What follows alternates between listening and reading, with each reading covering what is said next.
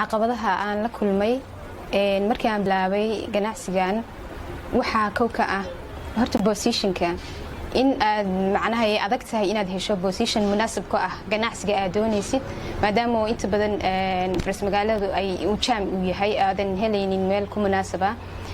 sidoo kale waxaa jirta haddii even aad hesho meel munaasab kuga ah ganacsigaaga in macnaha kiradii oo kaleeto ay kugu noqoto qaali ay kugu noqoto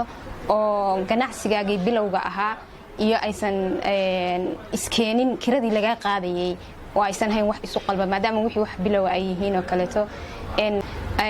waxa kale oo kamid ah cashuuraadka oo kale cashuuraadka dawladda oo kaleeto in ay yihiin macnaha leefalo kala duwan oo xoogaa in yar haddii meel yar waasaca aad ku jirto ama ay ku fiirinayaan leefalo sare maadaama leefalo kala duwan ay leedahay oo cashuurta lagu qaado in macnaha waxaan adiga aan markaas kugu haboonayn oo kaleeto leefal aadan ahayn oo kale lagu geeyo marka way badan yihiin caqabadaha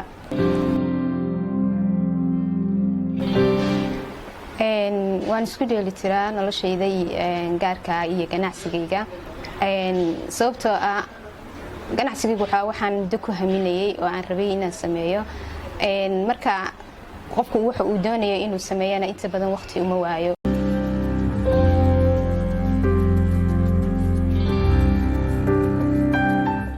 horta mayay iskumaan dayin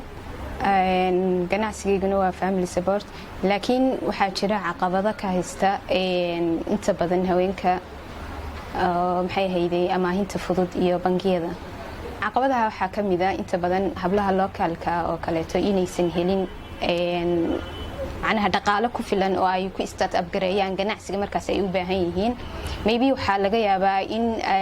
lagu xidho shuruudo adag oo ay adag tahay inay ka soo baxaan in sidoo kaleeto waxa la amaahinaya iyo waqtiga laga doonaya oo kaleeto aysan islahayn